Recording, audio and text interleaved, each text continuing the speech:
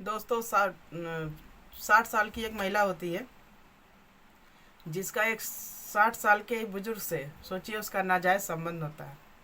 और वो जो बुजुर्ग होता है उससे अलग अलग पोजीशन में रिलेशन बनाने के लिए बोलता है। अब दोस्तों सोचिए 60 साल की उम्र में ये सब अगर अगर जोड़े कर रहे हैं, मतलब आदमी औरत, सोचिए 60 साल की उम्र कितनी होती है। क्या किसको मतलब ये जो औरत थी इसको ये क्या मजबूर करता था कि इसको कोई मजबूरी थी कि मजबूर करता था। कहने का मतलब ये सब जानने के लिए हमारे छोटे से ब्लॉग में आप लोग बने रहिएगा। और चलिए देर ना करते हुए दोस्तों इस ब्लॉग को हम आगे बढ़ाते हैं। बहुत ही मतलब इंटरेस्टिंग कहानी और दिल छू जाने वाली है। अगर अच्छा लगे तो लाइक शेयर कमेंट जरूर करिएगा।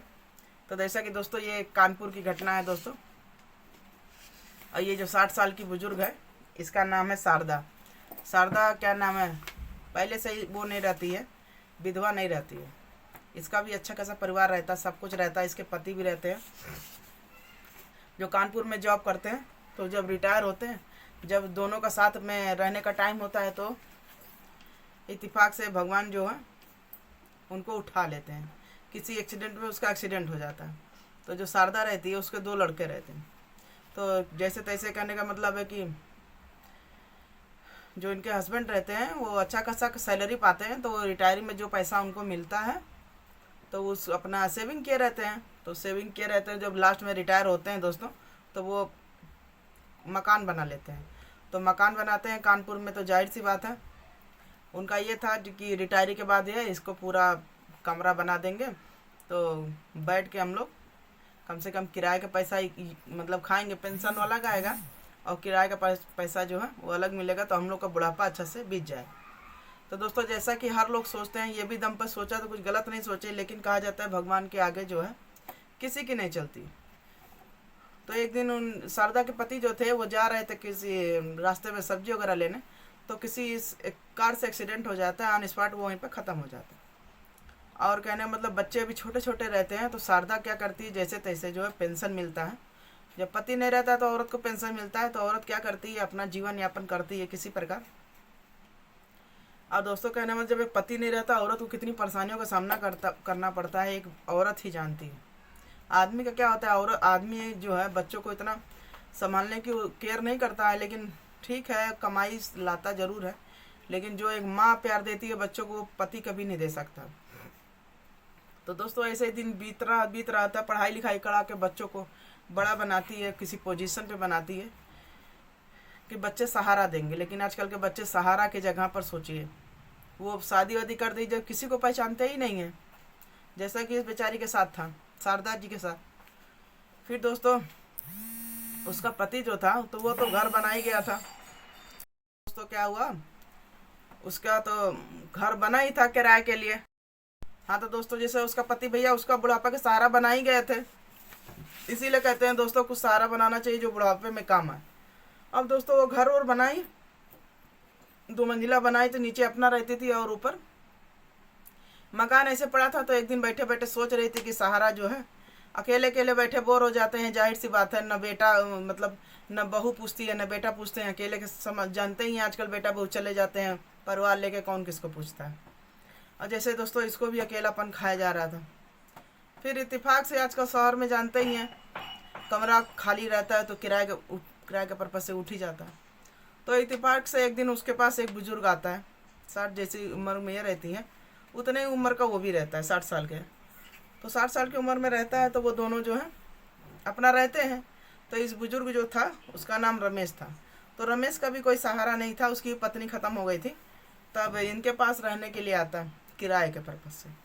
तो अब जैसे किराए पे कोई भी आता है तो ये होता है चलो चाहे कोई है एक से भला दो है, किराया ही है, लेकिन उसको परिवार के तरीके आप समझेंगी तो परिवार ही रहता है। वैसे भी इसका भी था, रमेश का भी। फिर जैसे तैसे दोस्तों दोनों जो हैं एक ही एज के थे तो अपना दुख बांट लेते थे बैठ के। तो अब शारदा को भी अकेलापन नहीं महसूस हो रहा था और रमेश को भी अकेलापन नहीं महसूस हो रहा था। फिर दोस्तों धीरे धीरे घर में कोई रहता नहीं था, फिर दोनों मतलब एक पास दोनों आके दोनों की नज़दीकियाँ बढ़ती गई क्योंकि दोनों को ज़रूरत थी। तब दोस्तों बीच बीच में इसका लड़का जो है फ़ोन कर लिया करता था, मम्मी कैसी हो, ये है वो है। तो कहने का मतलब है दोस्तों, किसी दिन फ़ोन कर लिया, किसी दिन नहीं किया, तो हर सबको अकेलापन लगता है। जैसे इसकी माँ को भी लग रहा था, शारदा को भी लग रहा था। तब क्या नाम है, रमेश जो था, एक जैसे कि ये दोनों का इतना अट्रैक्शन बढ़ता है, इतना अट्रैक्शन बनता है कि दोनों संबंध बनाते हैं, फिर अलग अलग पोजीशन में बनाते हैं, मतलब नए नए तरीके से। क्या ना मतलब कि मन बूढ़ा हो गया था लेकिन शरीर बूढ़ा था, मन नहीं बूढ़ा था, वो जवानी था। जैसा कि ये दोनों एंजॉय कर रहे थे और पैसे की कोई दिक्कत थी नहीं, किराएदार के पर्पज़ से थे, तो उसमें कोई शक भी नहीं कर रहा था। फिर दोस्तों क्या हुआ, एक दिन इनका परिवार आता है, जाहिर सी बात है, कहीं भी रहता है छुट्टी में, बच्चे जैसे कि लड़के रहते हैं उनके परिवार तो आता ही है गर्मी की छुट्टी मनाने, वैसे सर्दे के भी लड़के आए। तो जब आते हैं तो ये लोग बंद कमरे में अपना संबंध बनाने में जुटे हुए थे। अब जैसे अचानक से इनका लड़का आ गया बिना बताए उताए, सोचा कि चलो सरप्राइज़ देंगे मम्मी को। और भैया जब दोस्तों जैसा उसका लड़का दरवाज़ा खोलता है, मम्मी का वो सीन देखता है तो उसको मतलब दिमाग ही काम नहीं करता।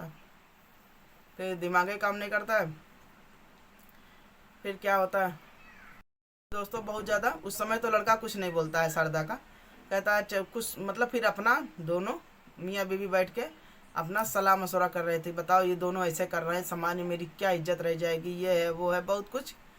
फिर उस किराएदार को फिर ये लोग हटा रहे थे। अब ये हटा रहे थे, सोचिए वो दो दंपति जो है इतने साल से रह रहा था इनके यहाँ, बुढ़वा जो बुढ़ा था, जो बुढ़ा रमेश रह रहा था, तो कहने का मतलब है कि अब जब दोनों जाहिर सी बात है संबंध बना रहे थे एक दूसरे से, तो उनको अकेला फील हो ही नहीं रहा था। सिर्फ एक सिंदूर की वो था, अगर सिंदूर पड़ जाता तो मियाँ बीवी हो जाता, लेकिन इतना आसान तो था नहीं। माँ अकेले रह जाएगी, दुख में रह जाएगी, बेटे देख लेंगे, लेकिन सुखी कोई नहीं देख सकता। जैसा कि इसके लड़के थे और बहू बेटा, लांछन लगाने के लिए सब कोई तैयार है, लेकिन कल मलहम लगाने के लिए कोई नहीं तैयार था। तब उसको क्या करते हैं, उस जो उसके यहाँ बुजुर्ग आदमी रहता था उसको जो लड़के जो है निकाल देते हैं, घर से निकाल देते हैं। अब इसकी माँ जो है अकेले अकेले सुनसान ऐसे बैठी रहती थी, क्योंकि उसका सहारा जो था, कहने मतलब जो संबंध था जिससे बनाती थी, लगाव तो हो ही गया था। अब ये लोग क्या करते थे, उसी माँ से, सोचिए उसी माँ से जो इनको पैदा की, सब कुछ की, उसी से ये लोग झाड़ू पोछा बर्तन सब करवाते थे। लेकिन बेचारी सब कुछ करती थी, जो कि पता ही उसको पेंशन भी मिल रहा था और झाड़ू पोछा भी लगाती थी, मतलब किराए का पैसा भी मिल रहा है, उसमें झाड़ू पोछा सब लगवा रहे थे, नौकर जैसे रख रहे थे। वो बुजुर्ग आदमी जो रमेश था वो तो चला गया, लेकिन ध्यान इन्हीं पर था। जाहिर सी बात है, रिलेशन के बाद जानते हैं जब दो आत्मा मिल जाती है तो वो पति पत्नी का रूप ले ही लेते हैं। लेकिन ये इनके बच्चों से डर रहा था रमेश ने, तो शादी तो कब का कर लिया होता। फिर ये औरत जो है शारदा धीरे धीरे एक दिन बैठ के सोचने लगी कि बताओ, मेरे पति नहीं थे तो वो जो रमेश था उसके साथ हमारा कितना अच्छा संबंध था। मेरे पति के जाने के बाद कभी मुझे खला नहीं, मुझे अकेलापन नहीं, मेरे लड़के अकेले हमें छोड़ के चले गए, लेकिन हमें कभी अकेलापन नहीं महसूस हुआ। अब वो बैठे बैठे ऐसे सोच रही थी। अब इधर तो बहू बेटा जो थे सब उनको नौकरानी के तरीके ट्रीट कर रहे थे कि चलो फ्री में नौकरानी मिल गई। अब ये भी सोच रही थी कि चलो बहू बेटा हैं कर ले रहे हैं, लेकिन कहने का मतलब है बुढ़ापा भी कोई चीज़ होती है, कहने मतलब उसको भी आराम करने का अधिकार तो था ही, लेकिन कहने मतलब वो अकेली तो थी नहीं। फिर वो हिम्मत बांधती है, फिर ढूंढने का कोशिश करती है कि रमेश कहाँ गया। फिर इत्तेफाक के दोस्तों रमेश मिलते हैं, फिर ये बगावत करती है, सब कुछ होता है। अब उनके लड़के हैं भैया इतने आसानी से अपनी इज्जत प्यारी के चक्कर में माँ को क्या करते हैं, माँ को भी खूब धमकाते हैं, लेकिन कहने का मतलब है जो उस बुजुर्ग महिला ने, शारदा ने जो काम किया, हम कहते हैं कि सब बुढ़ापे में जो भी हो उसको भी करने का अधिकार है, अपना जीवन जीने का अधिकार है, जैसा कि शारदा ने किया। बेटा बहू किसके होते हैं, शादी कर दीजिए, अपना हो जाए किसी को पूछते हैं, जो कि ऑलरेडी इनका संबंध तो बन ही चुका था। जब दो आत्मा मिल गई तो मियाँ बीबी तो हो ही गए।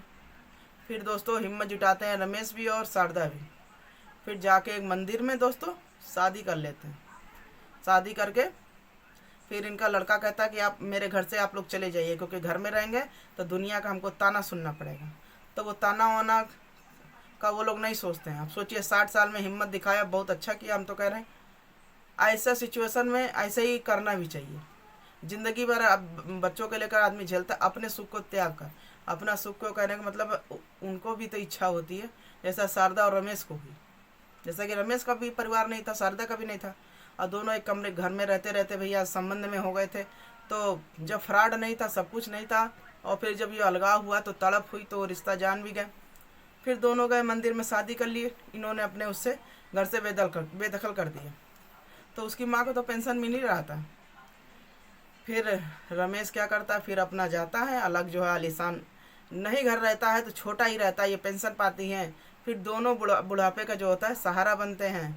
तो कहने का मतलब है कि अब सोचिए, एक ये बुढ़ापा रहता है, ये बुढ़ापा, दोनों को सहारा मिल जाता है, तो सोचिए कितना अच्छा काम है। लेकिन यही बेटा लोग रहते हैं, सोचते हैं माँ अलग तड़पे, वो अलग तड़पे। कहने का मतलब किराएदार जरूर था, लेकिन कहने का मतलब है कहीं ना कहीं दोनों की कमी की पूर्ति हो गई। तो दोस्तों, एक छोटा सा ब्लॉग आप लोगों के साथ शेयर किया था, दिल को छू जाने वाली थी। कि मतलब बुढ़ापा है चाहे जो भी है, सबको जीने का अधिकार है। अब बेटा बहू सिर्फ अपना स्वार्थ देखते हैं। अगर बेटा में भी अगर बहू न रहे तो क्या बेटा इंतजार करेगा? वो भी नहीं करता। लेकिन यहाँ एक उम्र की लिमिट होती है। लेकिन क्या है, जीने का अधिकार सबको है, चाहे बुढ़ापा हो चाहे जवान हो। जैसा कि शारदा और रमेश ने हिम्मत उठाई, हम तो कह रहे हैं ऐसे जो भी सिचुएशन में सबको उठानी चाहिए। तो एक छोटा सा ब्लॉग आप लोगों के साथ शेयर किए थे। अगर अच्छा लगा हो तो लाइक शेयर कमेंट जरूर करिएगा। और कहने का मतलब है, रमेश तो चलिए ठीक था, सब कुछ था, नहीं वो कर दिया, नहीं तो दूसरा कोई रहता है तो ऐसा संबंध बनाने में डर भी लगता है। और वैसे किराएदार रहते हैं तो समझ लिए यूज किए और चलते बने। लेकिन कहीं ना कहीं दोनों की ज़रूरत थी और दोनों को मिलान हुआ। और शारदा के पति की कमी जो थी रमेश ने पूरा किया। और छोटा सा ब्लॉग आप लोग साथ शेयर किए थे। अच्छा लगा हो लाइक शेयर कमेंट जरूर करिएगा। Bye bye.